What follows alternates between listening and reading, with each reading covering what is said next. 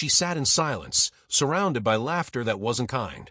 Every whisper carried judgment, every glance said, "She doesn't belong." They looked at her skin and saw limitation, not knowing the brilliance buried behind those calm eyes. When the wealthy businessman made his cruel bet, mocking her mother, mocking her worth, the room joined in, certain of their superiority. But silence isn't weakness. Sometimes it's the quiet before history shifts. What happens when the one they underestimate speaks a language none of them expected? Stay until the end, because this moment changed everything. But first, please make sure to subscribe the channel and comment below from which city you are watching this video. Before that day, Amara lived a quiet life that rarely drew attention. She was the kind of girl people overlooked, soft-spoken, disciplined, and endlessly curious. Her mother worked long hours cleaning offices, her hands rough from years of scrubbing floors that others walked across without a glance. Amara, however, dreamed of building something different, a life that made her mother's sacrifices mean something. At 21, she balanced university classes with night shifts at a small cafe near the business district. Every morning, she passed by tall glass buildings where people in suits never noticed her. Yet in her mind, she studied the world beyond those walls, languages, cultures, and ideas that could open doors for someone like her. Few knew that beneath her quiet exterior was a gift, an ear for languages. She had taught herself Mandarin through free online videos and library books, practicing until every tone felt natural. It was her secret weapon, one she never flaunted because in her world, humility felt safer than pride. Everything changed when her cafe was hired to cater a private event, a celebration hosted by a powerful investor known for his arrogance. The staff whispered about his reputation, how he treated those he saw as beneath him. Amara didn't expect to catch his attention. But fate has a way of testing those who stay unseen for too long. That night, surrounded by laughter and wealth, Amara would discover how quickly respect can be denied, and how one unexpected moment could rewrite what people believe about worth, intelligence, and identity. The night of the event glimmered with wealth, gold lights spilling from chandeliers, laughter echoing through the marble hall, and the smell of privilege floating in the air. Amara stood near the back, dressed in her catering uniform, blending into the background like she always did. Her task was simple: serve, smile, disappear. But fate rarely honors simplicity. The investor arrived late, surrounded by men who mirrored his arrogance. His voice filled the room, loud, confident, heavy with entitlement. He spoke as if the world itself bowed to him. And when he noticed Amara standing quietly with a tray, his smirk sharpened. He saw not a woman doing her job, but an opportunity to perform his power. At first it was small, a dismissive glance, a command barked too sharply, a joke made at her expense. The guests laughed, eager to stay within the warmth of his approval. But humiliation grows quickly when it finds an audience. When a group of Chinese investors entered the room, the energy shifted. The host tried to impress them, but his translator stumbled, missing phrases and meanings. Impatience flared in his eyes. That's when he turned toward Amara, not because he expected brilliance, but because he expected obedience. "If she can translate," he said, his tone dripping with mockery, "I'll hire her mother. Might as well put the family to work." The laughter that followed was sharp, almost painful. The words hit her like cold water. Every snicker burned deeper than the last. She wanted to disappear, but something inside her, the same quiet determination that pushed her through every long night, began to rise. The language she had practiced in solitude, the words she had whispered into the dark, suddenly felt like fire in her chest. But she didn't move yet. She watched. She listened. The translator stumbled again, and the investors exchanged awkward glances. The host's frustration grew. He rolled his eyes, muttering insults under his breath.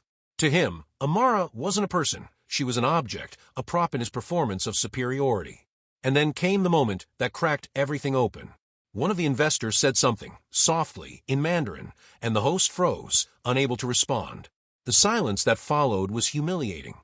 He looked around, searching for help, his arrogance beginning to waver. That's when Amara lifted her head. Just slightly. Not enough to draw attention yet, but enough to feel her heartbeat pounding against the edge of courage. She knew she could fix this. She knew the words. But stepping forward meant breaking the invisible rule. Stay small, stay silent. Her hand trembled slightly around the tray. Every second stretched longer than the last. The host glanced back at her, noticing the spark in her eyes, And for the first time, he didn't laugh. Because something in her silence had changed. The air thickened with tension. Guests leaned closer, sensing something coming. Amara could feel all the years of being dismissed gathering behind her, ready to break. Would she dare to speak? Would she risk everything, her job, her safety, her dignity, just to prove a point? The next moment would decide it all. The room fell into an uneasy silence, thick with embarrassment and pride clashing in the air. The translator had stopped speaking entirely, unsure of what to say next.